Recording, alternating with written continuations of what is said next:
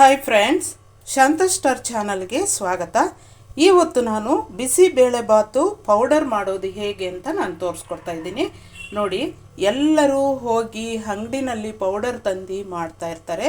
ನಾನು ನನ್ನ ಫ್ರೆಂಡ್ಸ್ನ ಕೂಡ ಕೇಳ್ತಾ ಇರ್ತೀನಿ, ಅವರು ಕೂಡ ಅಂಗಡಿನಲ್ಲಿ ಪೌಡರ್ ತಂದೆ ನಾವು ಮಾಡೋದು ಅಂತ ಹೇಳ್ತಾರೆ. ನೀವು ಅಷ್ಟು ಕಷ್ಟ ಯಾಕೆ? ನೀವೇ ಮನೆಯಲ್ಲಿ ಪೌಡರ್ ಮಾಡಿಕೊಂಡು ಯೂಸ್ ಮಾಡ್ಕೋಬೋದಲ್ವ? ನೀವೇ ಸ್ವತಃ ಮನೆಯಲ್ಲಿ ಪೌಡರ್ ಮಾಡಿಕೊಂಡ್ರೆ ಎಷ್ಟು ಒಳ್ಳೆ ಟೇಸ್ಟು ಕೊಡುತ್ತೆ. ಅದರಲ್ಲಿ ಏನೂ ಮಿಕ್ಸ್ ಆಗಿರೋದಿಲ್ಲ, ತುಂಬ ಒಳ್ಳೆಯ ಪೌಡ್ರ್ ಇರುತ್ತೆ. ನೀವು ಆರೋಗ್ಯಕ್ಕೂ ಒಳ್ಳೆಯದು. ಮನೆಯಲ್ಲಿ ಮಾಡಿಕೊಂಡ್ರೆ ತುಂಬಾ ಒಳ್ಳೆಯ ಅದ್ಭುತವಾದಂತಹ ಟೇಸ್ಟನ್ನು ಕೊಡುತ್ತೆ ಬಿಸಿಬೇಳೆಬಾತು.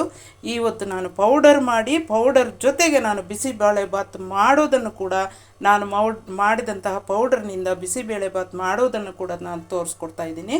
ಬನ್ನಿ ನೋಡೋಣ ಬಿಸಿಬೇಳೆಬಾತು ಪೌಡರ್ ಮತ್ತು ಬಿಸಿಬೇಳೆಬಾತು ಮಾಡೋದು ಹೇಗೆ ಅಂತ. ಅದಕ್ಕೆ ಮುಂಚೆ ಯಾರು ನಮ್ಮ ಚಾನಲನ್ನು ನೋಡ್ತಾ ಇದ್ದೀರೋ, ಹೊಸದಾಗಿ ನೋಡುವಂಥವ್ರು, ಸಬ್ಸ್ಕ್ರೈಬ್ ಮಾಡ್ಕೊಳ್ಳದೆ ಇರುವಂಥ ಸಬ್ಸ್ಕ್ರೈಬ್ ಮಾಡ್ಕೊಳ್ಳಿ, ಶೇರ್ ಮಾಡಿ, ಕಮೆಂಟ್ ಮಾಡಿ, ಲೈಕ್ ಮಾಡಿ ಫ್ರೆಂಡ್ಸ್. ಮತ್ತು ಒಳ್ಳೆಯ ವೀಡಿಯೋಸನ್ನು ನಾವು ಮನೆಯಲ್ಲಿ ಮಾಡುವಂತಹ ಒಳ್ಳೆಯ ಅಡುಗೆಗಳನ್ನೇ ನಾನು ಶೇರ್ ಮಾಡ್ತಾ ಇರೋದು. ನಾವು ಎಷ್ಟೋ ಸಲ ಮಾಡಿ ನಾನು ಚಿಕ್ಕ ವಯಸ್ಸಿಂದ ಕೂಡ ನಾನು ಮಾಡ್ತಾ ಬಂದಿರುವಂತಹ ಅಡುಗೆಗಳು, ನಮ್ಮ ಅಮ್ಮ ಅವರು, ನಮ್ಮ ಅಜ್ಜಿಯವರು ಮಾಡ್ತಾ ಇರುವಂತಹ ಅಡುಗೆಗಳನ್ನೇ ನಾನು ಶೇರ್ ಮಾಡ್ತಾ ಇರೋದು. ಅಷ್ಟು ಒಳ್ಳೆಯ ರುಚಿ ಕೊಡುವಂತಹ ಅಡುಗೆಗಳು ನಾನು ಶೇರ್ ಮಾಡಿರೋದು. ಪ್ಲೀಸ್ ದಯವಿಟ್ಟು ಎಲ್ಲರೂ ಕೂಡ ನಮ್ಮ ವೀಡಿಯೋಸನ್ನೆಲ್ಲ ಕೂಡ ನೋಡಿ. ತುಂಬ ಒಳ್ಳೆಯ ವೀಡಿಯೋಸು. ನಿಜವಾಗ್ಲೂ ಒಂದು ಸಲ ಟ್ರೈ ಮಾಡಿ. ಯಾವುದೇ ಅಡುಗೆ ಆದರೂ ಕೂಡ ನೀವು ಒಂದು ಸಲ ಟ್ರೈ ಮಾಡಿ. ಅದು ರುಚಿ ಇಲ್ಲ ಅಂತಂದರೆ ಬಿಟ್ಬಿಡಿ. ನಿಜವಾಗ್ಲೂ ರುಚಿ ಇದ್ದರೆ ಲೈಕ್ ಮಾಡಿ, ಕಮೆಂಟ್ ಮಾಡಿ, ಅಷ್ಟು ರುಚಿಯಾಗಿರುತ್ತೆ. ಈಗ ನಾವು ಬಿಸಿಬೇಳೆಬಾತು ಪೌಡರ್ ಮಾಡೋದನ್ನು ಮೊದಲು ನೋಡೋಣ. ಇದು 2 ಸಲಕ್ಕೆ ಆಗುವಂಥ ಪೌಡರ್ ಆಗಿದೆ. ನೋಡಿ, ಮೊದಲು ನಾವು ಕಡಲೆಬೇಳೆನ 6 ಸ್ಪೂನಷ್ಟು ಕಡಲೆಬೇಳೆನ ತೆಗೆದುಕೊಳ್ಳೋಣ. 6 ಸ್ಪೂನ್ ಇದೆ ಕಡಲೆಬೇಳೆ. ಉದ್ದಿನಬೇಳೆ ಕೂಡ ಅಷ್ಟೇ, 6 ಸ್ಪೂನಷ್ಟು ಉದ್ದಿನಬೇಳೆ ತೆಗೆದುಕೊಳ್ಳೋಣ.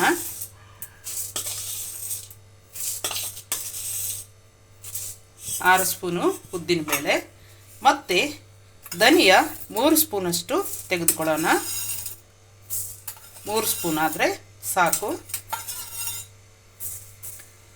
ಮತ್ತು ಬ್ಯಾಡಗೆ ಮೆಣಸಿನಕಾಯಿ ಒಂದು 6 ಮೆಣಸಿನಕಾಯನ್ನು ಸೇರಿಸ್ತಾ ಇದ್ದೀನಿ. ಮತ್ತು 12 ಖಾರದ ಮೆಣಸಿನಕಾಯನ್ನು ಸೇರಿಸ್ತಾ ಇದ್ದೀನಿ. 2 ಏಲಕ್ಕಿ ಕಾಯನ್ನು ಸೇರಿಸ್ತಾ ಇದ್ದೀನಿ. 8 ಲವಂಗ ಸೇರಿಸ್ತಾ ಇದ್ದೀನಿ. ಲವಂಗ 8. ಚಕ್ಕೆ ಪೀಸು ಒಂದು 4 ನಾನು ಈ ರೀತಿ ಇರೋದನ್ನು ಸೇರಿಸ್ತಾ ಇದ್ದೀನಿ. ಈಗ ಆಯಿಲನ್ನು ನಾನು ನೋಡಿ ಸ್ವಲ್ಪ ಆಯಿಲನ್ನು ಸೇರಿಸ್ತಾ ಇದ್ದೀನಿ. ತುಂಬ ಬೇಡ, ಸ್ವಲ್ಪ ಹಾಕ್ಕೊಂಡ್ರೆ ಸಾಕು.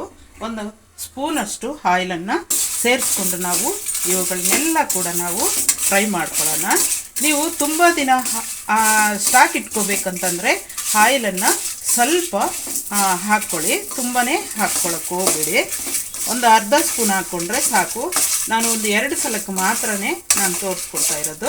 ಅದರಿಂದಾಗಿ 2 ಸಲ ಅಂತಂದರೆ ನಾನು ಈ ತಿಂಗಳಲ್ಲೇ ಉಪಯೋಗಿಸ್ತೀನಿ. ಇದನ್ನು 1 ತಿಂಗಳ ತನಕ ಇಲ್ಲ 2 ತಿಂಗಳ ತನಕ ನಾವು ಸ್ಟಾಕ್ ಇಟ್ಕೋಬೋದು. ಪೌಡರು ಏನು ಕೆಡೋದಿಲ್ಲ. ಇದನ್ನು ಅರ್ಧ ಸಿಮ್ಮಿನಲ್ಲೇ ನೀಟಾಗಿ ಫ್ರೈ ಮಾಡ್ಕೊಳ್ಳೋಣ. ಎಲ್ಲನೂ ಕೂಡ ತುಂಬ ಒಳ್ಳೆಯ ರುಚಿ ಕೊಡುವಂತಹ ಪೌಡ್ರು ಫ್ರೆಂಡ್ಸ್. ಇದು ಒಂದು 2 ತಿಂಗಳ ತನಕ ನಾವು ಸ್ಟಾಕ್ ಇಟ್ಕೋಬೋದು. 2 ಸಲ ಮಾಡ್ಕೋಬೋದು. 1.5 ಗ್ಲಾಸ್ ದೊಡ್ಡದು ಗ್ಲಾಸಲ್ಲಿ ಹಾಕ್ಕೊಂಡ್ರೆ ನೀವು 2 ಸಲ ಮಾಡ್ಕೋಬೋದು. ಸ್ವಲ್ಪ ಮಾಡಿಕೊಂಡ್ರೆ 3 ಸಲ ಮಾಡ್ಕೋಬೋದು. ನೋಡಿ ಫ್ರೆಂಡ್ಸ್, ತುಂಬಾ ಕಪ್ಪಿಗೆ ಬಾಡಿಸ್ತೀರ ನಾವು ಫ್ರೈ ಮಾಡ್ಕೋಬೇಕಾಗತ್ತೆ. ನೋಡಿ, ಈ ರೀತಿ ಫ್ರೈ ಮಾಡ್ಕೋಬೇಕು. ಈಗ ನಾನು ಸ್ಟವನ್ನು ಆಫ್ ಮಾಡ್ತೀನಿ. ಸಾಕಷ್ಟು ಫ್ರೈ ಆದರೆ ಈಗ ನಾವು ಈ ಐಟಮನ್ನು ಆರಲಿಕ್ಕೆ ಬಿಡೋಣ. ಚೆನ್ನಾಗಿ ಆರಿದ ಮೇಲೆ ಪೌಡರ್ ಮಾಡ್ಕೊಳ್ಳೋಣ. ಅಷ್ಟರಲ್ಲಿ ನಾವು ತರಕಾರಿ ಎಲ್ಲ ಕಟ್ ಮಾಡ್ಕೊಳ್ಳೋಣ. ಬಟಾಣಿ ಸ್ವಲ್ಪ ನೆನೆಸಿದ್ದೀನಿ ಬಿಸಿಬೇಳೆಬಾತಿಗೋಸ್ಕರ. ಮತ್ತು ಕಾಯಿ ಹಸಿ ಕೊಬ್ಬರಿ ಬೇಕಾಗುತ್ತೆ ಬಿಸಿಬೇಳೆಬಾತಿಗೆ. ಕೊಬ್ಬರಿ ಒಂದು ಸ್ವಲ್ಪ ತೆಗೆದುಕೊಳ್ತಾ ಇದ್ದೀನಿ. ಕೊತ್ತಂಬರಿ ಸೊಪ್ಪು ನಾಟಿದು ನೋಡಿ ಇಷ್ಟು ತೆಗೆದುಕೊಟ್ಟಿದ್ದೀನಿ. ಇದು ಬೇಕೇ ಬೇಕಾಗುತ್ತೆ, ಕೊತ್ತಂಬರಿ ಸೊಪ್ಪು ಇದ್ರೇ ಬಿಸಿಬೇಳೆಬಾತ್ ಚೆನ್ನಾಗಿರೋದು. ಮತ್ತು ನೋಡಿ 2 ಕ್ಯಾರೆಟು, ಸ್ವಲ್ಪ ಬೀನ್ಸು, ಒಂದೇ ಒಂದು ಆಲೂಗಡ್ಡೆ ಮತ್ತು ಒಂದು ಈರುಳ್ಳಿನ ನಾನು ಈಗ ಸಣ್ಣ ಸಣ್ಣದಾಗಿ ಕಟ್ ಮಾಡಿ ಇಟ್ಕೊಳ್ತೀನಿ. ಈಗ ನಾವು ಫ್ರೈ ಮಾಡಿ ಇಟ್ಕೊಂಡಂತಹ ಐಟಮ್ಸನ್ನೆಲ್ಲ ಕೂಡ ಮಿಕ್ಸಿ ಜಾರ್ಗೆ ಹಾಕ್ಕೊಂಡು ಪುಡಿ ಮಾಡ್ಕೊಂಬಿಡೋಣ. ಎಲ್ಲ ಪೂರ್ತಿ ಮಿಕ್ಸಿ ಜಾರ್ಗೆ ಹಾಕ್ಕೊಂಬಿಡೋಣ.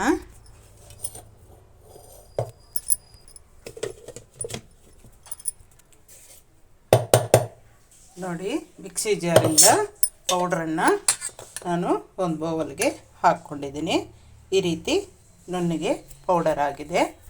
ತುಂಬ ನೈಸಾಗಿ ಅಂತಲೇ ಏನು ಬೇಕಾಗಿಲ್ಲ ಫ್ರೆಂಡ್ಸ್, ಈ ರೀತಿ ನುಣ್ಣಗಾದರೆ ಸಾಕು ಪೌಡ್ರು. ಈಗ ಅದೇ ಜಾರಿಗೆ ನಾವು ಮಸಾಲೆ ರುಬ್ಕೊಳ್ಳೋಣ. ಕಾಯಿ ಸ್ವಲ್ಪ ಹಾಕ್ತಾಯಿದ್ದೀನಿ, ಇದನ್ನು ತರಿಯಾಗಿ ರುಬ್ಕೊಳ್ಳೋಣ. ಈಗ ನೋಡಿ ಮಿಕ್ಸ್ ಮಾಡ್ಕೊಂಡಂತಹ ಕೊಬ್ಬರಿ ಜೊತೆಗೆ ಕೊತ್ತಂಬರಿ ಸೊಪ್ಪನ್ನು ಸೇರಿಸ್ತಾ ಇದ್ದೀನಿ.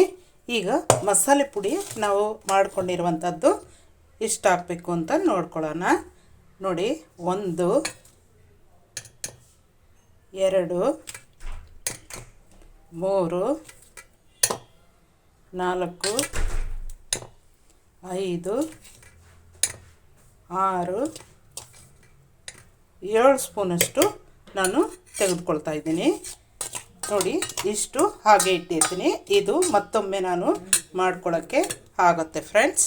ಈಗ ನಾವು ಈ ಮಿಕ್ಸ್ ಮಸಾಲೆ ಪುಡಿ ನಾವು ಮಿಕ್ಸ್ ಮಾಡ್ಕೊಳ್ಳೋಕ್ಕೆ ನೀರು ಬೇಕಾಗುತ್ತಲ್ವ.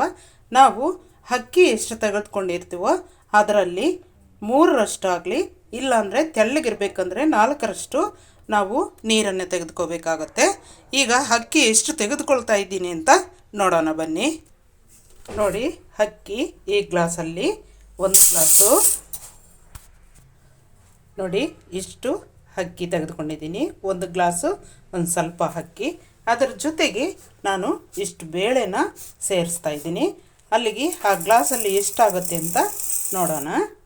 ನೋಡಿ 1.5 ಗ್ಲಾಸು ಆಯಿತು. ಇಷ್ಟನ್ನು ನಾನು ಸೇರಿಸ್ತಾ ಇದ್ದೀನಿ. ಈಗ 1.5 ಗ್ಲಾಸ್ ಅಕ್ಕಿಗೆ 1.5 ಗ್ಲಾಸು 1.5 ಗ್ಲಾಸು 1.5 ಗ್ಲಾಸು ಈ ರೀತಿ 3 ಸಲ ಹಾಕಿ ಮತ್ತೆ 1 ಗ್ಲಾಸ್ ಎಕ್ಸ್ಟ್ರಾ ನಾನು ಸೇರಿಸ್ಕೊಳ್ತೀನಿ. ನೋಡಿ 1 ಗ್ಲಾಸು, 2 ಗ್ಲಾಸು, 3 ಗ್ಲಾಸು, 1 ಗ್ಲಾಸ್ ಅಕ್ಕಿಗೆ 3 ಗ್ಲಾಸು ನೀರು ತೆಗೆದುಕೊಂಡಿದ್ದೀನಿ. ಈಗ ಅರ್ಧ ಗ್ಲಾಸು ತೆಗೆದುಕೊಳ್ಳೋಣ. 1 2 ಸಲ,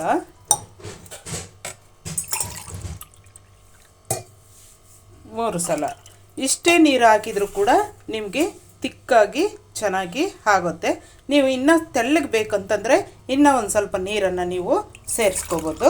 4 ಸಲ ಬೇಕಂದ್ರೂ ಕೂಡ ನೀವು ಸೇರಿಸ್ಕೋಬೋದು. ನಾನು 4 ಸಲ ಹಾಕಲ್ಲ, ಇಷ್ಟು ನೀರು ಹಾಕಿ ಮತ್ತು ½ ಗ್ಲಾಸ್ ನೀರನ್ನು ನಾನು ಮಾತ್ರ ಸೇರಿಸ್ತಾ ಇದ್ದೀನಿ.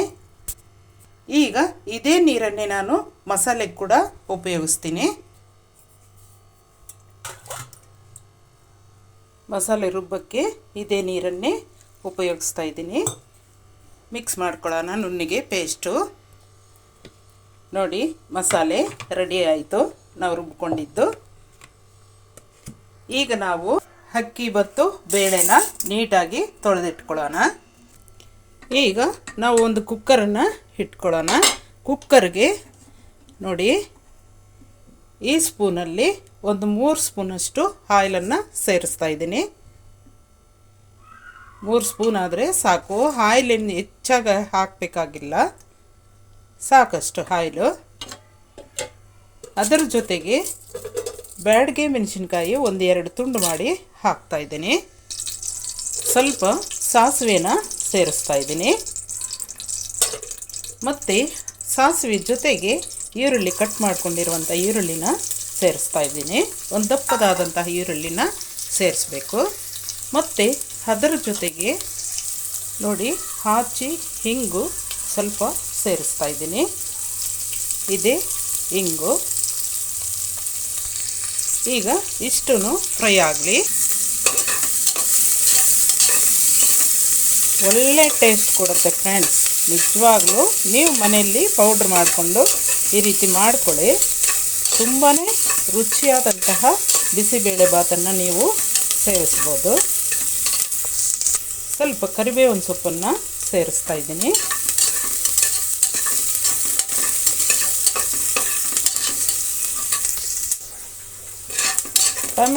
ಈರುಳ್ಳಿ ಸ್ವಲ್ಪ ಫ್ರೈ ಆದ ನಂತರ ನೋಡಿ, ಈ ರೀತಿ ಫ್ರೈ ಆದ ನಂತರ ಟೊಮೆಟೊ ನೋಡಿ, ಒಂದು 3 ಟೊಮೆಟೊನ ಸೇರಿಸ್ತಾ ಇದ್ದೀನಿ. ಈ ಟೊಮೆಟೊ ಹಾಕೋದ್ರಿಂದ ಒಳ್ಳೆ ಟೇಸ್ಟು ಬರುತ್ತೆ, ಒಳ್ಳೆ ಕಲರ್ ಕೂಡ ಬರುತ್ತೆ ಫ್ರೆಂಡ್ಸ್. ತುಂಬಾ ಟೇಸ್ಟ್ ಆಗಿರುತ್ತೆ ಟೊಮೆಟೊ ಹಾಕಿದರೆ. ಈಗ ಟೊಮೆಟೊ ನೋಡಿ ಈ ರೀತಿ ಫ್ರೈ ಆದ ನಂತರ ತರಕಾರಿನ ಕಟ್ ಮಾಡಿಕೊಂಡಂತಹ ತರಕಾರಿನ ಸೇರಿಸ್ತಾ ಇದ್ದೀನಿ. ತರಕಾರಿ ಕೂಡ 1 ನಿಮಿಷ ಹಾಗೆ ಫ್ರೈ ಮಾಡ್ಕೊಳ್ಳೋಣ. ತರಕಾರಿ ಕೂಡ ಫ್ರೈ ಮಾಡಿದರೆ ಒಳ್ಳೆ ಘಮ ಬರುತ್ತೆ, ಒಳ್ಳೆ ಟೇಸ್ಟ್ ಬರುತ್ತೆ ಫ್ರೆಂಡ್ಸ್. 1 ನಿಮಿಷ ಆ ರೀತಿ ಫ್ರೈ ಮಾಡ್ಕೋಬೇಕು. ಈಗ ಬಟಾಣಿ ಕೂಡ ಸೇರಿಸ್ತಾ ಇದ್ದೀನಿ, ನೆನೆಸಿಟ್ಕೊಂಡಂಥ ಬಟಾಣಿ. ಈಗ 1 ನಿಮಿಷದ ನಂತರ ನಾವು ಅಕ್ಕಿನ ನೀಟಾಗಿ ತೊಳೆದಿಟ್ಕೊಂಡಂಥ ಅಕ್ಕಿ ಬೇಳೆನ ಸೇರಿಸೋಣ. ನಾನು ತೆಗೆದುಕೊಂಡಿರುವಂಥದ್ದು ಸೊಸೈಟಿ ಅಕ್ಕಿ. ಇದಕ್ಕೇನು ಸಣ್ಣ ಅಕ್ಕಿ ಬೇಕು ಅಂತಲೇ ಏನೂ ಇಲ್ಲ, ನೀವು ಸೊಸೈಟಿ ಅಕ್ಕಿನೇ ಉಪಯೋಗಿಸ್ಕೋಬೋದು, ಇಲ್ಲ ದಪ್ಪದಕ್ಕಿ ಯಾವುದೇ ಇದ್ದರೂ ಕೂಡ ಉಪಯೋಗಿಸ್ಕೋಬೋದು. ಈಗ ಒಂದು 2-3 ಸೆಕೆಂಡು ಈ ರೀತಿ ಕಲಿಸ್ಕೊಳ್ಳೋಣ. ಈಗ ನಾವು ಮಿಕ್ಸ್ ಮಾಡಿಕೊಂಡಂತಹ ಮಸಾಲೆನ ಸೇರಿಸೋಣ. ಮಸಾಲೆ ಸೇರಿಸಿ ನೀಟಾಗಿ ಕಲಿಸೋಣ.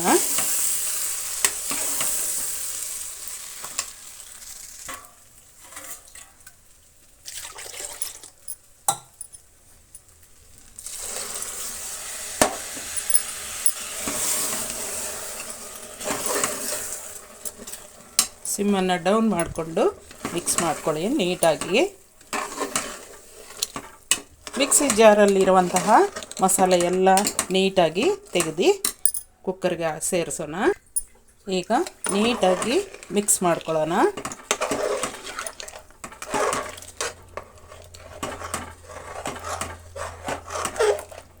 ನೀಟಾಗಿ ಮಿಕ್ಸ್ ಮಾಡಿಕೊಂಡು ಇರೋ ನೀರನ್ನು ಕೂಡ ನಾವು ಎಲ್ಲ ಸೇರಿಸ್ಬಿಡೋಣ. ನಮಗೆ ತೆಳ್ಳಗೆ ಬೇಕಂತಂದರೆ ಇನ್ನೂ ಸ್ವಲ್ಪ ನೀರು ಹಾಕ್ಕೋಬೋದು. ನಮಗೆ ಇಷ್ಟೇ ಸಾಕು ನೀರು ಅನ್ನೋರು ಸಾಕು ಇಷ್ಟೇ. ಯಾಕಂತಂದರೆ ಹೋಟೆಲಲ್ಲಾದರೆ ತೆಳ್ಳಗೆ ಕೊಡ್ತಾರೆ, ನಾವು ಮನೇಲಿ ಮಾಡ್ಕೊಳ್ಳೋರು ಸ್ವಲ್ಪ ಗಟ್ಟಿ ಇದ್ರೇ ಚೆಂದ ನಮಗೆ ತಿನ್ನೋಕ್ಕೆ, ಹೊಟ್ಟೆನಲ್ಲಿರುತ್ತೆ. ಈಗ ನಾವು ರುಚಿಗೆ ತಕ್ಕಷ್ಟು ಉಪ್ಪನ್ನು ಸೇರಿಸೋಣ. ನಿಮಗೆ ಇನ್ನೂ ತೆಳ್ಳಗೆ ಬೇಕಂತಂದರೆ ಇನ್ನೂ ಒಂದು ಸ್ವಲ್ಪ ನೀರನ್ನು ಸೇರಿಸ್ಕೋಬೋದು. ನಾನು ಇಷ್ಟೇ ನೀರನ್ನು ಸೇರಿಸ್ತಾ ಇದ್ದೀನಿ, ಯಾಕಂದರೆ ಅಷ್ಟು ತೆಳ್ಳಗೆ ಬೇಡ, ಮನೇಲಿ ತಿನ್ನೋರು ನಾವು, ಅದರಿಂದಾಗಿ. ಇದು ಒಂದು 4-5 ಜನ ತಿನ್ಬೋದು. ಹೊಟ್ಟೆ ತುಂಬ ತಿನ್ನುವಂಥವರು ಒಂದು 5 ಜನ ತಿನ್ಬೋದು ಫ್ರೆಂಡ್ಸ್. ಈಗ ಲಿಡ್ಡನ್ನು ಕ್ಲೋಸ್ ಮಾಡಿ ನಾವು ಒಂದು 3 ವಿಷಲ್ಲು ಕೂಗಿಸ್ಕೊಳ್ಳೋಣ. 3 ವಿಷಲ್ ಸಾಕು. ಈಗ ಬಿಸಿಬೇಳೆಬಾತು ಮುಚ್ಚಳ ತೆಗೆದು ನೋಡೋಣ. ನೋಡಿ ಎಷ್ಟು ಚೆನ್ನಾಗಾಗಿದೆಯಲ್ಲ ಫ್ರೆಂಡ್ಸ್. ಈ ಬಿಸಿಬೇಳೆಬಾತು ಮದುವೆ ಸಮಾರಂಭಗಳಲ್ಲಿ ಬ್ರಾಹ್ಮಣರು ಮಾಡ್ತಾರೆ ಫ್ರೆಂಡ್ಸ್. ತುಂಬಾ ರುಚಿಯಾಗಿರುತ್ತೆ. ಈಗ ನಾನು ಪುಡಿ ಮಾಡಿ ಮಾಡ್ತಾ ಇರೋದು ಇದೇ ರೀತಿಯೇ ಅವರು ಕೂಡ ಹೆಚ್ಚಾಗಿ ಹಾಕ್ಕೊಂಡು ಮಾಡ್ಕೋಬೋದು. ಜಾಸ್ತಿ ಮಾಡಬೇಕಂತಂದರೆ ಪುಡಿನ, ಇಲ್ಲಾಂದರೆ ನಾವು ಸ್ವಲ್ಪ ಮಾಡಬೇಕಂದ್ರೆ ಅದರಲ್ಲಿ ಸ್ವಲ್ಪ ಹಾಕ್ಕೊಂಡು ಮಾಡ್ಕೋಬೋದು. ತುಂಬಾ ರುಚಿಯಾದಂತಹ ಬಿಸಿಬೇಳೆಬಾತು ಮಾಡಿದ್ದೀನಿ. ಎಲ್ಲರೂ ಮಾಡಿ ನೋಡಿ, ತಿಂದು ನೋಡಿ, ಶೇರ್ ಮಾಡಿ, ಕಮೆಂಟ್ ಮಾಡಿ, ಲೈಕ್ ಮಾಡಿ ಫ್ರೆಂಡ್ಸ್. ತುಂಬಾ ಚೆನ್ನಾಗಿರುತ್ತೆ ಈ ರೀತಿ ಬಿಸಿಬೇಳೆಬಾತು. ಒಂದೇ ಒಂದು ಸಲ ಟ್ರೈ ಮಾಡಿ.